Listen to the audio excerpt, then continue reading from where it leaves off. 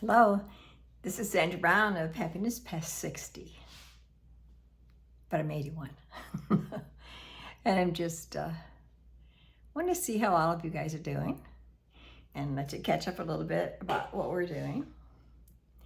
Well, as you know, Mr. Bill's son Greg, who's 61 years old, he's the same age as my son Rusty, who's in heaven now. So that was kind of neat, just seeing the age that Rusty would be, because he's been gone for 20 years. He was 40 years old when he passed away. And his name, anyways, Mr. Bill's son is named Greg, and he's an executive chef. I don't know if I should say where he works, but I think it's Longhorn Ranch in California. It's a resort, like it's a golf resort, but he is the executive chef there. So that made it a little stressful in my mind about cooking for him when he came. It was stressful, but it really wasn't. It really wasn't. He was just so nice to be around and made you feel so comfortable. And then I started thinking, I'm not having him here to compete with him, compete cooking or something. I want him to feel good about his stuff, which he had every reason to, because, oh my goodness, could he cook? So, I did all the cooking, and then one night he said, well, I'm going to go to the store. And well, I already had the steaks here, I got them from Costco. But he went to the store and got all the rest of the stuff, and I made some coleslaw. And he put together this wonderful dinner. I guess I should say, he wrote it down what it was. Okay. It was sirloin steak is what we used. I gotta read. Excuse my glasses. It was tomato burrata crostini. I'm saying it's probably horrible. Okay. Then we had roasted baby yellow and red potatoes, those little potatoes, and with portobello mushrooms in it. I have a photo of it. So when this is over, you'll see some pictures of Greg and a picture of the plate when he had it finished, telling you we didn't waste anything. And it was just so interesting about cooking a steak. He did it in the pan, but you can do the same thing on a grill. But one of the most important things, and you probably already know this, and I've heard it, it's not that I haven't heard it, but I can't say that I've practiced it. But like with a steak, he pan fried it, seared it, but it was like pink, pretty pink inside. And then he set it in a platter, he said, for at least 15 minutes. I can't say I've ever done that, because I'm big about, like, I want my meal hot, so everything goes on the table immediately.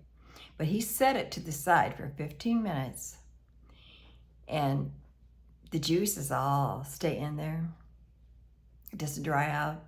And then I says, well, but Greg, it's gonna get cold. That's my thing. But he put it back in that pan right before we ate for about 1 minute. But it still was lightly pink inside. Oh, it was good. Okay. So it was just nice having somebody else cook. And we got along really good in the kitchen, worked together well.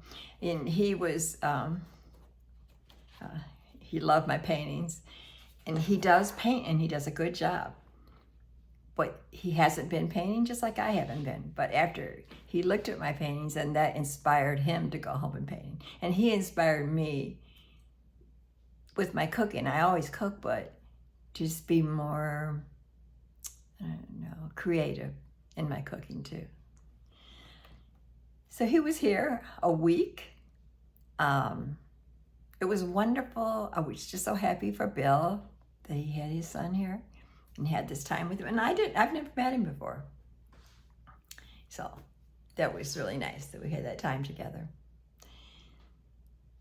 He flew in from California. He had to change planes, and then he rented a car from the airport and drove here. So he really went out of his way to do this. But he said it made great memories for him, and he was delighted. And he was just fun to have. He really was. He's very talkative, which is fine. I like it. We had fun. We really did. And we shared a lot about the Lord and encouraged him. All right, so what else here? And Greg, he asked, you guys go to church Sunday? I'd like to go with you. Bless his heart. So he went to church with us, and we came home, and we had so many leftovers that we all decided just to work with what we had Sunday. So, and then Bill was thinking about like taking him golfing and different things he wanted to do, or there was this play, and actually Greg just wanted to just be with him. If he didn't do anything, it didn't matter. And it never runs out of conversation, but they did go. Bill had bought a new Daisy rifle. I'm not sure what kind it was, but it was a Daisy rifle, and he had never shot it before. So Greg and him, I should put pictures on there about that. Yeah, he and Greg went to the rifle range, and they shot the rifle and spent that, it's manly things. They did that together. And Greg said that was a good memory for him. He actually hasn't seen Bill since 2017. And he made up for it by staying for a week. He left us, I don't know, because I can't read it. I'd love to read it to you. He just left us the sweetest note. And actually, when Bill read it, he got all teared up. All right, let's see. I did, for those of you who are asking, I did go to the cardiologist yesterday. I think it was yesterday. No, day before yesterday I went. And I do not have to have a pacemaker. Ta-da! No pacemaker. So he said I have to go back in January, and wants me to wear the heart monitor just to check things out. No change in my meds. I don't have to go back on the metoprolol heart medicine, because that's what was causing the heart problems.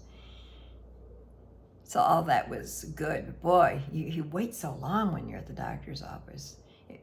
Out in the waiting room was maybe 15 minutes. When we got into the doctor's office, it was probably over an hour. It's hard sitting there that long. Thank goodness Bill was with me, and we have our phones, which I finally started looking at that. I was getting bored. I was watching Miss Brenda. Miss Brenda, if you watch me, I was watching you in the waiting room. I don't remember what you were doing this time. So let's see. He told me what I need to do, and I can pass this on to you guys. One of the most important things is to walk. And he said, you don't have to walk fast, but walking is one of the best things for your heart, and drinking water. And he said they had just got a new report in about walking. And it said that walking deters, or am I saying that right? It keeps Alzheimer's away. You don't get Alzheimer's. Also, it stops depression. And he said it's best to walk outside. It's something to do with nature and trees and things like this that they found that helps Alzheimer's and depression. So that's great to know. And water, he's telling me about drinking water. This is my downfall.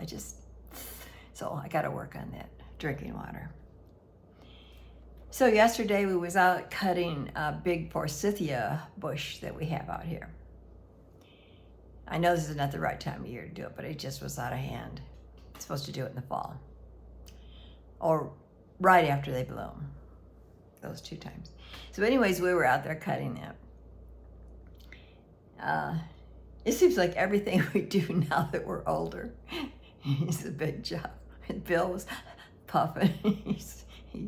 He's dealing with that emphysema, short of breath, but we're working on that. And then across the street, I seen an ambulance pull in my neighbor's driveway.